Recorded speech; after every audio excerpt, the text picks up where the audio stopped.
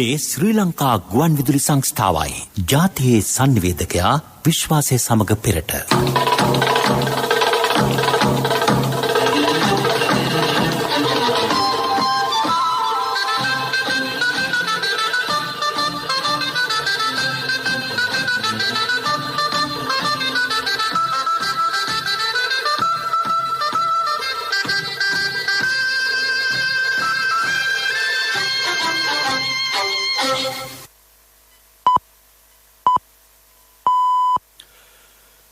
වෙලාව උදෑසන 6යි. මේ ශ්‍රී ලංකා ගුවන් විදුලි සංස්ථාවයි. මෙන්න ප්‍රවෘත්ති. සංස්කරණීය හේමන්ත හෙත්තිගේ ප්‍රකාශය බද්‍රජිත් සෞම්‍ය. ලබන සඳුදා අලුයම 4ට දෙවැනි පුරා සංචරණ සීමා ඉවතට කොරෝනා වෛරසයට එරෙහිව තුන්වන මාත්‍රාවක් එන්නත් කිරීමට සූදානම් වීමේ අවශ්‍යතාව ජනාධිපතිතුමා පෙන්වා දෙයි. විශ්‍රාම වැටුප් ගෙවීමට බැංකු හා තැපැල් කාර්යාල අදත් විවෘතයි. ඊයේ කොරෝනා ආසාදිතයන් 2715ක්. එන්නත් කරන වැඩපිළිවෙල දීපව්‍යාප්ත මට්ටමින් සාර්ථකව ක්‍රියාත්මකයි. ගිනිගත් නෞකාවේ තෙල් කාන්දුවක් සම්බන්ධයෙන් නිල වාර්තාවක් නිකුත් කර නැතැයි නාරා ආයතනයෙන් නිවේදනයක්. පොළොන්නරුවේ ජාතික වකුගඩු රෝහල අද ජනතා අයිතියට. ඉතියෝපියාවේ දරුණු සාගතයක්. ටෝකියෝ ඔලිම්පික් ක්‍රීඩා උළෙලට තව දින 42යි. ක්‍රීඩා උළෙලට සිළු කටයුතු සූදානම්. කලින් සැලසුම් කළ පරිදි ලබන සඳුදා අලුයම 4ට දෙවැනි පුරා සංචරණ සීමා ඉවත් කරන බව COVID-19 පැතිරීම වැළැක්වීමේ ජාතික ක්‍රියාන්විත මධ්‍යස්ථානයේ ප්‍රධානී යුද හමුදාපති ජෙනරාල් ශවේන්ද්‍ර සිල්වා මහතා කියයි. ඉන්පසුව සංචරණ සීමා දීර්ඝ කිරීමට මේ දක්වා තීරණයක් ගෙන නැතැයි ඔහු සඳහන් කරයි. කොරෝනා වෛරසයට එරෙහිව තුන්වන මාත්‍රාවක් එන්නත් කිරීමට සූදානම් වීමේ අවශ්‍යතාව ජනාධිපති ගෝඨාභය රාජපක්ෂ මැතිතුමා පෙන්වා දෙයි. ලොව ප්‍රධාන පෙළේ රටවල් රැසක් තුන්වන මාත්‍රාව සඳහා එන්නත් ඇනවුම් කර තිබේ. ශ්‍රී ලංකාවටද ඒ පිළිබඳ විශේෂ අවධානයක් යොමු කිරීම අවශ්‍ය වේ. ලෝක තත්ත්වයේ සලකා සෞඛ්‍ය නිර්දේශ අනුව එන්නත්කරණයට තුන්වන මාත්‍රාවක් අවශ්‍ය වන්නේ නම් එය දැනුම ඇනවුම් කරන්නයි කොවිඩ් මර්ධන විශේෂ කමිටුව ජනාධිපති කාර්යාලයේදී ඊයේ රැස් වූ අවස්ථාවේ ජනාධිපතිතුමා නිලධාරීන්ට උපදෙස් දුන්නේය.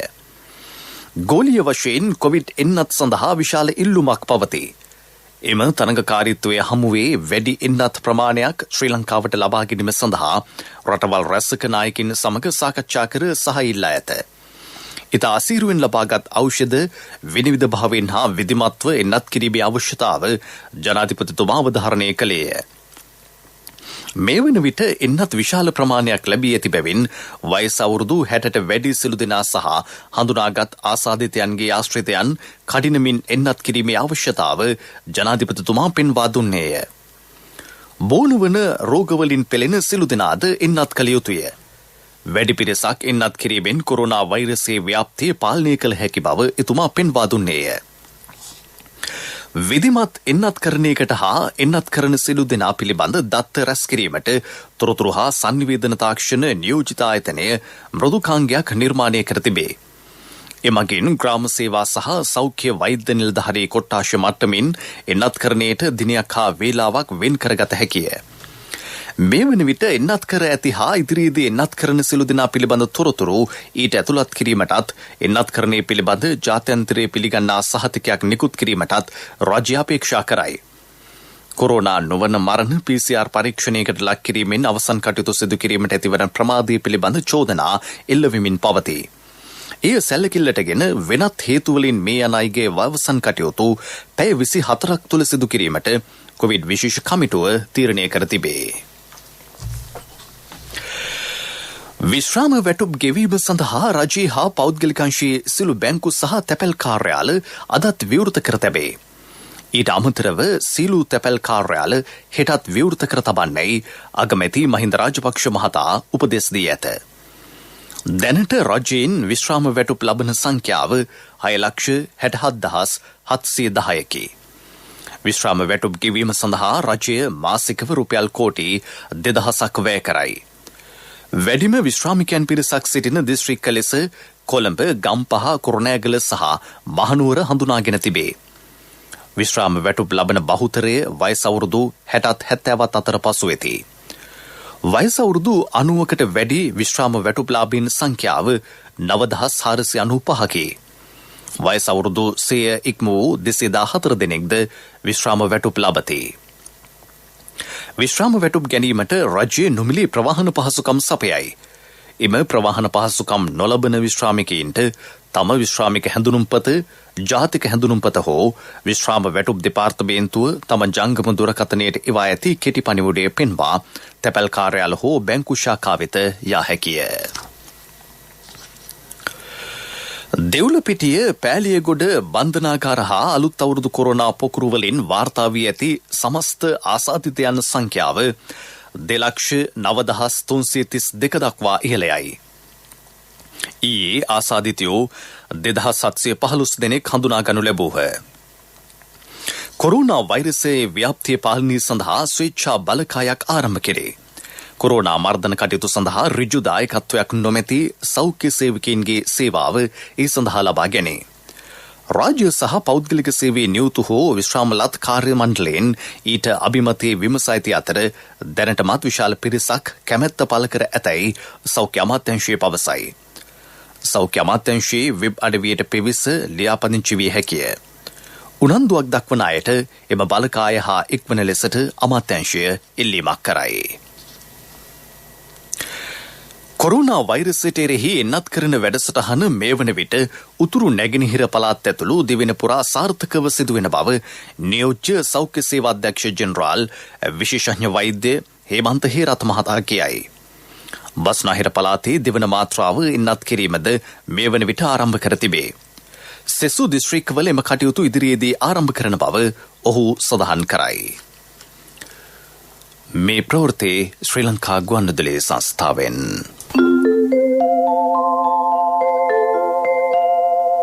මහජන බැංකුවේ People's Pay mobile payment app එකෙන් ලංකා QR කෝඩ් එක ස්කෑන් කර ගෙවීම් කරන්න.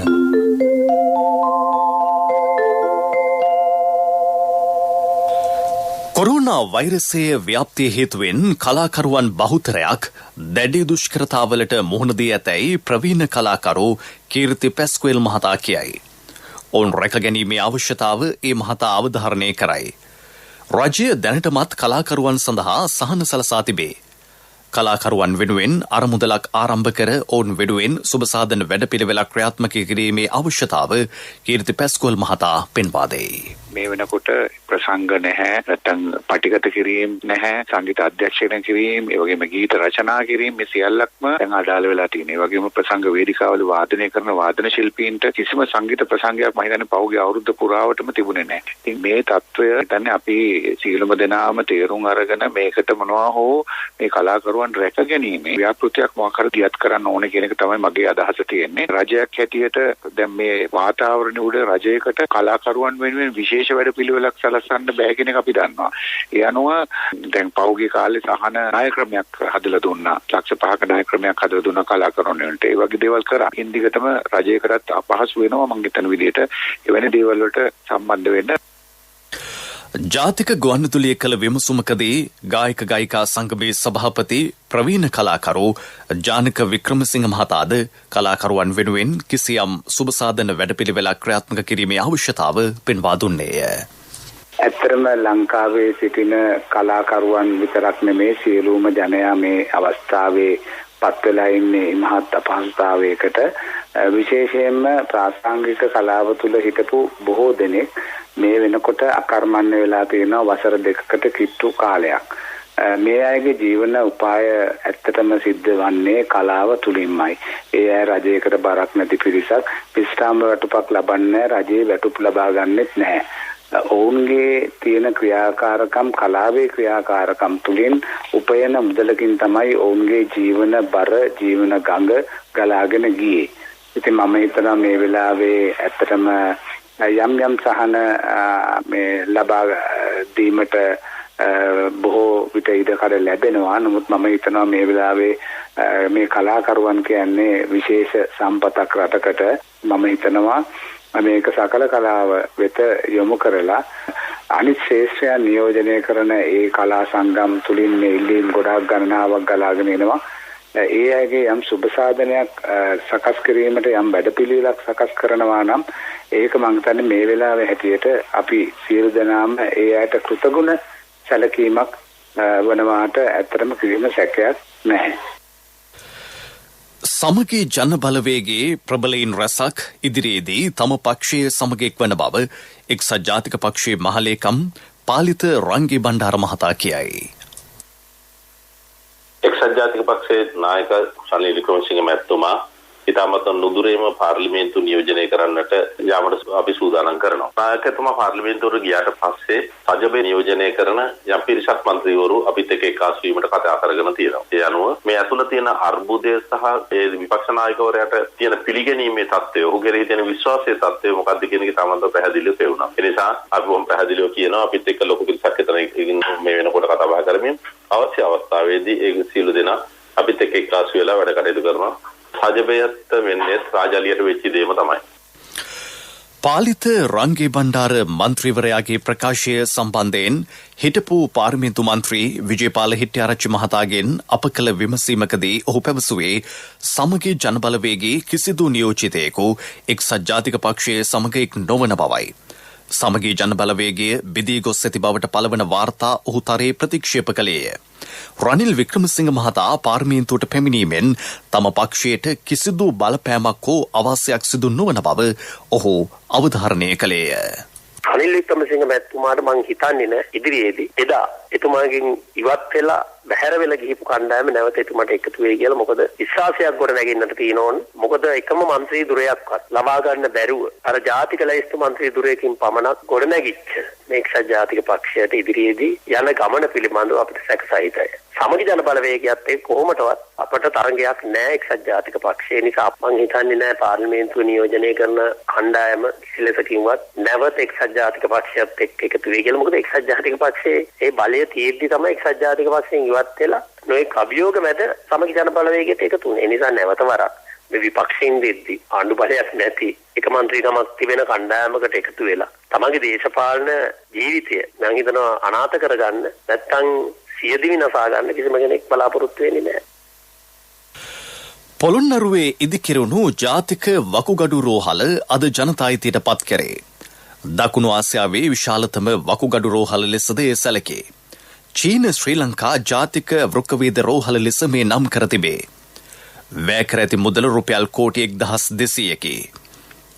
අධිතාක්ෂණික ශල්‍යාගාර 5කින් සහ දැඩි සත්කාර එකක 2කින් රෝහල සමන්විතයි. රුධිර කාන්දු කරන ඇඳන් 100කින්ද යුක්තය. අති නවීන තාක්ෂණය යොදාගෙන වකුගඩු ශල්‍ය කර්ම සිදු කිරීමේ උපකරණ හා පහසුකම් රෝහල සතුය. චීන ජනාධිපති ෂී ජින්පින් මහතාගෙන් කළ ඉල්ලීමකට අනුව එරට ප්‍රධානයක් ලෙස හිටපු ජනාධිපති මෛත්‍රීපාල සිරිසේන මහතාගේ සමයේ මෙම රෝහල ශ්‍රී ලංකාවට ලැබිණි. උපාධිධාරයෙන් කෘෂි ව්‍යවසායකයන් බවට පත්කිරීමේ වැඩපිළිවෙලක් ආරම්භේ. ඒ අනුව කෘෂිකාර්මික ව්‍යාපෘති ආරම්භ කරන උපාධිධාරයෙන් 1000ක් බිහි කිරීමට සැලසුම් කර ඇතැයි රාජ්‍ය ඇමති ජනක වක්කුඹුර මහතා කියයි. ඉන් 2500ක් මේ වසරේ බිහි කිරීම ඉලක්කයයි. ඒ පිළිබඳ කරුණු පැහැදිලි කරන රාජ්‍ය ඇමතිවරයා. ඉදිරි අවුරුදු 4ක් තුල උපාධිධාරී 1000කට මේ වගා කටයුතු කරන්න අවශ්‍ය කරන පසුබිම හදලා දෙන වැඩසටහනක් කරනවා. හෙටනිද්දම් පත්තරේ ඒකේ දැන්වීමක් පළ කරනවා. උපාධියක් තියෙන හැබැයි රාජ්‍ය සේවය හෝ රැකියාවක් නොකරන එහෙම නැත්නම් ඩිප්ලෝමා එකක් තියෙනවා. විදේශ උපාධියක් හරි කරලා තියෙනවා නම් ඒ අය ව්‍යවසායකයෙක් බවට පත් කරන්න රුපියල් මිලියන 5 දක්වා ග්‍රාන්ට් එකක් දෙන්න. ආධාරයක් දෙන්න. ඒ ආධාරෙත් එක්ක හැබැයි අපේ මුදල විතරනේ එයා අපි ලක්ෂ 10ක් එයාට දෙනවා නම් එයා ලක්ෂ 10ක් බැංකුවකින් ලෝන් එකක් අරන් හරි මේකට යොමු කරනවා. අපි බැංකු පාසුකමත් අපි හදලා දෙනවා. අපි බලාපොරොත්තු වෙනවා ව්‍යවසායකයන් අලුතෙන් 250ක් මේ අවුරුද්ද තුල ඒ විදිහට අපි ලබලා දෙන්න. එතකොට ඒකට කැමති අය ඉන්නවා නම් තමන්ගේ ව්‍යාපාරයක් කරගන්න. එතකොට අපි කාබනික පෝර නිෂ්පාදනය කරන්න පුළුවන් නම්, පැලතමානක් හදා ගන්න පුළුවන් නම්, එහෙම නැත්නම් වගාවක් කරගන්න පුළුවන් නම්, රසායන පෝර භාවිතා කරන්නේ නැති මේ රටේ තරුණ තරුණයන් විශාල පිරිසකට නව රැකියාවක් ලබා දෙන වැඩපිළිවෙලක් තමයි කරන්නේ. මිලියන 5ක් කියන්නේ ලක්ෂ 50ක්. ඒ දක්වා මුදලක් අපි ග්‍රාන්ට් එකක් හැටියට දෙන්න තමයි බලාපොරොත්තු වෙන්නේ. අපි මේ කොටස් වශයෙන් දෙන්නේ. එයා මේ වැඩේ කරනවා නම්. මීළඟට ප්‍රමුඛ පුවත. මොබයිල් ෆෝන් තියෙන මේ කාලේ කවුරුත් මෙහෙම වෙලා බලන්නේ නෑ නේද? ඉතින් ඇයි People's Pay app එක තියෙන මේ කාලේ කෑෂ් වලින් ගෙවන්නේ? මහජන බැංකුවේ People's Pay mobile payment app එකෙන් ලංකා QR code එක ස්කෑන් කර ගෙවීම් කරන්න. ප්‍රමුඛ පුවත ඔබ වෙත ගෙනෙන්නේ සෑම ගෙදරකම සිටිය යුතු වෙද මහත්මයා සිද්ධාලේප. ගෙනගැනීමට ලක් වූ එක්ස්ප්‍රස් පර්ල් නෞකාවේ තෙල් කාන්දුවක් පිළිබඳ තම ආයතනය නිල වාර්තාවක් නිකුත් කර නැතැයි නාරායතනයේ සභාපති ආචාර්ය නවරත්න රාජා හා අධ්‍යක්ෂ ජෙනරාල් ආචාර්ය පාලිත කිත්සිරි යන මහත්වරු නිවේදනයක් නිකුත් කරමින් සඳහන් කරති.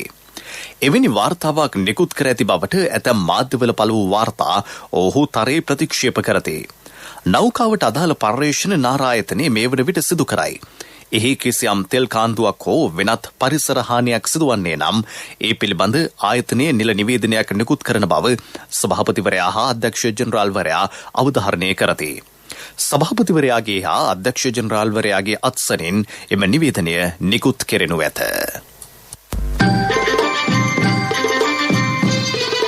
ප්‍රමුඛ පුවත ඔබ වෙත ගෙන ආවේ සෑම ගෙදරකම සිටිය යුතු වෙද මහත්මයා සිද්ධාලේප. ශක්ති හඬ අවධානය පිණිසයි. වලව මහවැලි සංවර්ධන කලාපයේ වැව් රක්ෂිත බොහොමයක් එලිපෙහෙලි කර අනවසර ඉදිකිරීම සිදු කිරීමත් විවිධ වගා සිදු කිරීමත් හේතුවෙන් වැව් ජලය දූෂණය වන අතරම වැව් ගොඩ වී යාමේ තර්ජනයකටද ලක්ව ඇතැයි ප්‍රදේශවාසීහු පවසති. කලාපයේ වැව් රැසක රක්ෂිත බිම්වල එම තත්ත්වය දක්නට ලැබේ.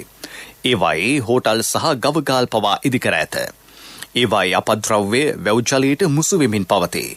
ඓතිහාසික ඌරු සිටා වැව, කිරිබ්බන් වැව, අන්තර වැව, ජුල් වැව, චන්ද්‍රිකා වැව, හබරලු වැව ඇතුළු වැව් හා ජලාශ රැසක රක්ෂිත බිම් ප්‍රදේශ වෙන්කර සංරක්ෂණය කිරීමේ අවශ්‍යතාව ප්‍රදේශයේ ගොවි සංවිධාන හා ජනතාව අවධාරණය කරති.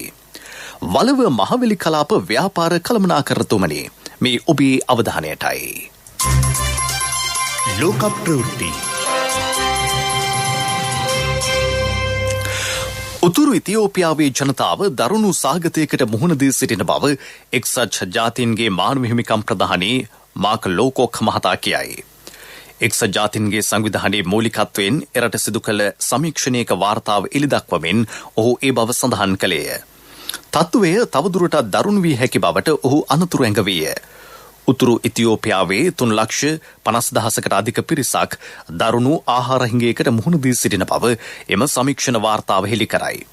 වඩාත් දරුණු තත්ත්වයක් පවතින්නේ රජයේ හමුදා හා කැරලිකරුවන් අතර ගැටුම් පවතින ටිග්‍රෝ ප්‍රාන්තයේ. ඒ ලක්ෂ 20කට ආසන්න පිරිසක් අවතැන්ව පසු ඇති. ඉන්දියාවේ මුම්බයි නගරයේ කඩාවැටුණු ගොඩනැගිල්ලේ සුන්බුන් ඉවත් කිරීම මේ වන විට සිදුවේ. සුන්බුන් අතර පිරිසක් සිරිවී සිටින බවට සැක කෙරේ. පසුගිය බදාදා රාත්‍රියේ කඩාවැටුණු එම ගොඩනැගිල්ලේ සුන්බුන් වලට යට වී 11 දෙනෙක් මරණයට පත් වූහ. කුඩා ළමයි 8 දෙනෙක්ද ඒ අතර වෙති. ගොඩනැගිල්ල කඩාවැටීම පිළිබඳ පරීක්ෂණයක් සිදු කරන්නයි බලධාරීන් නියෝග කර ඇතත් අධික වර්ෂාව ඊට හේතුව බව විශ්වාස කෙරේ. මෝසම් වැසි සමයේ ඉන්දියාවේ මෙලෙස ගොඩනැගිලි කඩාවැටීම නිරතුරු දක්නට ලැබේ. පිරසර සංවර්ධනයක පුවත් සම්පින්ඩනය සංවර්ධන පුවත්.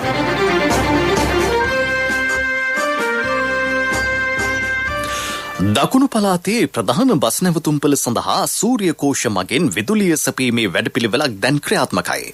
දකුණු පළාත් විදුලි බල අමාත්‍යාංශය එය ක්‍රියාවට නංවයි. පළමු අධියර ගාල්ල දිස්ත්‍රික්කයේ ක්‍රියාත්මක කිරීමට නියමිතයි. ඒ අනුව ගාල්ල, අම්බලන්ගොඩ, හබරාදුව ඇතුළු ප්‍රධාන බස් නැවතුම්පළ ඒ සඳහා යොදා ගැනේ. ක්‍රීඩා පුවත්. ටෝකියෝ ඔලිම්පික් ක්‍රීඩා උළෙල සඳහා ඇත්තේ තවත් දින 42ක් පමණි. ක්‍රීඩා උළෙල ආරම්භ කිරීමට මේ වන විට සියලු කටයුතු සූදානම්ව පවතී. මෙම ක්‍රීඩා උළෙල ඉකුත් වසරේ පැවැත්වීමට නියමිතව තිබුණේ. එම නිසා මෙවර තරඟාවලිය තවදුරටත් හැඳින්වෙන්නේ ටෝකියෝ 2020 ඔලිම්පික් ක්‍රීඩා උළෙල ලෙසය. ක්‍රීඩක ක්‍රීඩිකාවන්ට කොරෝනා වෛරසය ආසාදනය වීම වළක්වා ගනිමින් ඔවුන් සෞඛ්‍ය සම්පන්නව තබා ගැනීමටත් විදේශිකයන්ගෙන් ජපාන ජාතිකයන්ට කොරෝනා වෛරසය ආසාදනය වීම වැළැක්වීමටත් සංවිධායකයන් දැඩි උත්සාහයක නිරතව සිටී. ක්‍රීඩා උළෙලට ක්‍රීඩක ක්‍රීඩිකාවෝ 11,500ක් සහභාගී වෙති. ඊට අමතරව මාධ්‍යවේදීන් නිලධාරීන් කාර්ය මණ්ඩලයේ 79,000ක් පමණ එක්වැති. සියලු දෙනා ජපානයට පැමිණීමට පැය 96කට පෙර කොරෝනා වෛරසය ආසාදනය වී ඇද්දැයි පරීක්ෂණයකට ලක් විය යුතුය. ඔවුන් පැමිණි පසුද ජපානයේදී තවත් පරීක්ෂාවකි. ජපානයට ඇතුළු වන අවස්ථාවේදීම ජංගම දුරකථනය සඳහා යෙදවුමක් හඳුන්වා දෙනු ලැබේ. ඔලිම්පික් ගම්මානයේ සිටින සෑම අවස්ථාවකදීම එය සක්‍රියව තබා ගනිමින් දිනපතා ශරීර උෂ්ණත්වය හා රෝග ලක්ෂණ වාර්තා කළ යුතුය. ක්‍රීඩක ක්‍රීඩිකාවන්ට පෙරට වඩා දැඩි නීති රීති සමුදායකට මුහුණ දීමට සිදු වී ඇත. එම නීති රීති අනුගමනය නොකරන ක්‍රීඩක ක්‍රීඩිකාවන්ට තරඟ තහනමකට ලක්වනු ඇත. සිළු දෙනා එන්නත් කිරීමට අන්තර්ජාතික ඔලිම්පික් කමිටුව චීනයෙන් එන්නත් මිලදී ගැනීමට සූදානම් වූ නමුත් ජපානය මෙතෙක් චීන එන්නත් සඳහා අවසර දී නැත. ඒ අනුව ෆයිසර් සහ බයෝඑන්ටෙක් ආයතන ක්‍රීඩා උළෙල වෙනුවෙන් එන්නත් පරිත්‍යාග කිරීමට ඉදිරිපත් වී සිටී. ඔලිම්පික් ගම්මානයේ සෑම දිනම දෛනික කොරෝනා පරීක්ෂාවට ලක් කෙරේ. ව්‍යාපාරික පුවත් ඔබ වෙත ගෙන එන්නේ EMV තාක්ෂණය සහිත NSB ATM කාඩ් පත ජූනි 30 වෙනිදා දක්වා නොමිලේ. වැඩි විස්තර 0112 379යි 379 දුරකථන අංකයෙන් හෝ ළඟ වෙති ශාඛාවෙන් විමසන්න. සංචලන සීමා ක්‍රියාත්මක වූද පසුගිය මාසයේ විදේශීය සංචාරකයන් 1,500කට ආසන්න සංඛ්‍යාවක් දිවෙනට පැමිණ ඇතැයි ශ්‍රී ලංකා සංචාරක සංවර්ධන අධිකාරිය කියයි. ඉන් බහුතරයක් පැමිණ ඇත්තේ චීනය, ජර්මනිය හා එක්සත් ජනපදයන් රටවලින්ය. අප්‍රේල් මාසයේදී සංචාරකයන් 4,168 දෙනෙකු දිවෙනට පැමිණ තිබේ. මේ වසරේ මේ දක්වා දිවෙනට පැමිණ ඇති සංචාරකයන් සංඛ්‍යාව 15,294කි. ව්‍යාපාරික පුවත් ඔබ වෙත ගෙන ආවේ දැන් වඩාත් සුරක්ෂිත අඛණ්ඩ සේවයක් සපයමින් බැංකු කටයුතු තවත් පහසු කරන EMV තාක්ෂණය සහිත NSB ATM කාඩ් පත ජූනි 30 වෙනිදා දක්වා නොමිලේ. වඩාත් කාර්යක්ෂම NSB ඔන්ලයින් බැංකු සේවාවෙන් ඔබ කොතැනක සිටියත් නොමිලේම ඔබේ බැංකු කටයුතු එසැනින්. වැඩි විස්තර 0112 379යි 379 දුරකථන අංකයෙන් හෝ ළඟ වෙති ශාඛාවෙන් විමසන්න. කොන්දේසි අදාළ වේ. NSB ශ්‍රී ලංකාවේ සුරක්ෂිතම බැංකුව. ආර්ථික පුවත් ආවරණය යුතුයකම් වගකීම් එක්ක සල්ලි ඉතුරු කරන්න ලේසි නෑ. ඔබේ ස්ථාවර තැන්පතට ආකර්ෂණීය පොලියක් හා ආරක්ෂාවක් දෙන්න අපි පොරොන්දු වෙන්නේ ඒකයි. LOLC Finance ස්ථාවර තැන්පතු ඉතිරිය උතුරන්න. 2001 දෙසැම්බර් 13 වෙනි දින නීතිගත කරන ලද LOLC Finance PLC ICRA Lanka limited වෙතින් SLA ස්ථාවර ශ්‍රේණිය ලබා ඇත. 2011 අංක 42 දරන මුදල් ව්‍යාපාර පනත යටතේ ශ්‍රී ලංකා මහ බැංකුවේ මුදල් මණ්ඩලය වෙතින් බලපත්‍රලාභී මුදල් සමාගමකි. දේශීය ගොවියා ශක්තිමත් කිරීමේ අරමුණෙන් සුළු අපනයන භෝග ආනයනය තහනම් කිරීමට රජයගත් ක්‍රියාමාර්ගය සාර්ථක ප්‍රතිඵලත් කරගෙන තිබේ. කහවලෙන් රට ස්වයංපෝෂිත කිරීමේ අරමුණින් ආරම්භ කළ වැඩපිළිවෙල හේතුවෙන් මේ වසරේ මුල් කාර්තුවේදී මෙට්‍රික් ටොන් 30,000ක වාර්තාගත කහ අස්වැන්නක් ලැබී ඇතැයි රජය ආරංචි මාර්ග කියයි. මහනුවර, අම්පාර, කෑගල්ල, ගම්පහ, කුරුණෑගල, රත්නපුර යන දිස්ත්‍රික්කවලට ප්‍රමුඛත්වය දෙමින් දිවෙන පුරා කහ වගා කෙරිණි. රජයේ සඳහා ගොවින් දිරිමත් කළ අතර බීජ මිලදී ගැනීමට වැයවන මුදල රජය සැපීය. පසුගිය වසරේදී කහ කිලෝග්‍රෑම් එකක් වගා කිරීමට රජය සැපයූ රුපියල් 100ක මුදල මේ වසරේදී රුපියල් 200 දක්වා ඉහළ නැංවෙනි. මගේ මහත්තයා දාපු මේ රත්තරන් මුද්ද තමයි මගේ ජීවිතේ. LOLC එකට ඔයාලගේ රත්තරන් පණ වගේ. ඔයාලගේ රන් බහන්න අපි ළඟ තියනකල් ඔයාලට ජීවිත රක්ෂණයකුත් දෙන්නේ අපි විතරයි. වෙලාවට ගෙවා ගන්න බැරි වුණොත් ඔයාලගේ රත්තරන් කොහොම හරි ඔයාලටම දෙන එකයි අපේ ප්‍රතිපත්තිය. ගෙවා ගන්න අමාරුනොත් අපි කතා කරලා විසඳුමකුත් දෙනවා. මුද්දට මං හිතපු නැති ගාණක් හම්බුණා. ආපු ගමන් වැඩෙත් උනා. වටිනා තෑග්ගකුත් හම්බුණා. LOLC එක කරන ගනුදෙනුවක් රත්තරන් වටින ගනුදෙනුවක් කියන්නේ ඒකනේ. LOLC Finance රන්සවි රන්නය සේවාව. රත්තරන්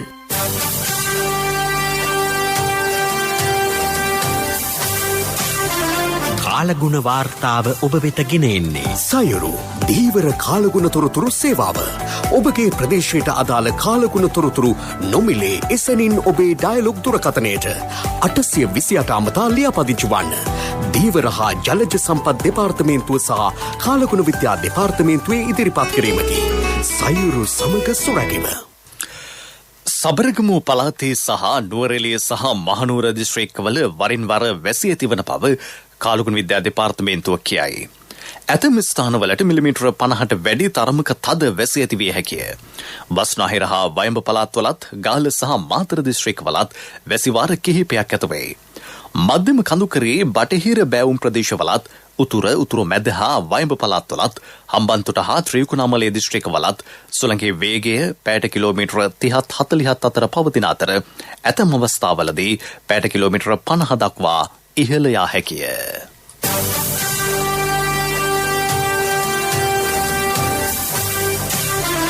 කාලගුණ වාර්තාව ඔබ වෙතගෙන ආවේ සයුරු දීවර කාලගුණ තොරතුරු සේවාව.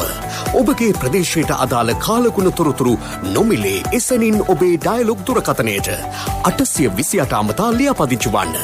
දීවර හා ජලජ සම්පත් දෙපාර්තමේන්තුව සහ කාලගුණ විද්‍යා දෙපාර්තමේන්තුවේ ඉදිරිපත් කිරීමකි. සයුරු සමග සුරැකීම. දැන් දවසේ සටහන. කාබනික පොහොර වගාව රට තුළ ප්‍රචලිත කරන්න මේ වන විට වැඩපිළිවෙලක් සකස් කරලායි තියෙන්නේ.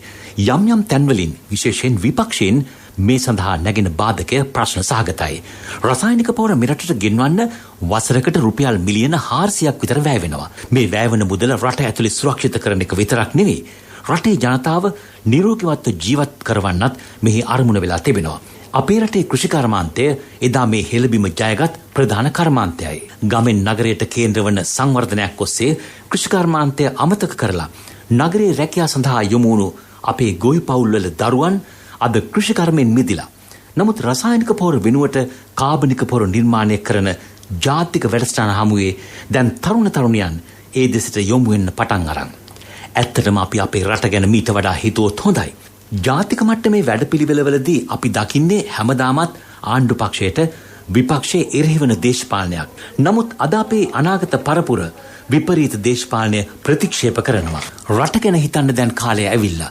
දේශපාලනය භාවිත කරන්න ඕන ඉසව් තියෙනවා. රට ගැන හිතන්න දැන් කාලය ඇවිල්ලා. දේශපාලනය භාවිත කරන්න ඕන ඉසව් තියෙනවා. මේ එවන්නක් නොවේ. රසායනික පොහොර වෙනුවට කාබනික පොහොර යොදන්න කියන්නේ මේ මුළු රටේම අනාගතය යහපත් කරන්න දරන උත්සාහයක්. පසුගිය දවසක තිස්සමහාරාම ප්‍රදේශයේ වාසය කරන නීති උපාධියක් හිමි පෞද්ගලික ආයතනයක කළමනාකාර අධ්‍යක්ෂවරයෙකු පින්සර සමරසේකර තරුණයා අපට හමු වුණා. ජනාධිපති ගෝඨාභය රාජපක්ෂ මහතාගේ පදවි ප්‍රාප්තියෙන් පසු මෙරට පුරන් කුඹුරු අස්වැද්දීමේ මහා ක්‍රියාන්විතයටත් ඔහු හවුල් වුණු අයෙක්. තම පියාගෙන් ලැබුණු අක්කර 4ක ඉඩමේ අක්කර 2ක ඔහු දොඩම් පැල රෝපණය කරන්න පටන් අරන්. ඒ අක්කර 2 පැල 700ක් රෝපණය වෙලා තමා විසින්ම කාබනික පොහොර නිපදවා ගත්තා. කාබනික පොහොර භාවිතයේදී පසේ තිබෙන ජෛව විවිධත්වය වැඩි කරලා පසේ තිබෙන ගුණාත්මක භාවය වැඩි කිරීම තුළින් ගස ශක්තිමත් වෙනවා. තනකොළ ඇතුළු වල් පැලෑටි සුද්ධ කරලා ගහ මුලට දානවා. දි รา පත් වෙන්න.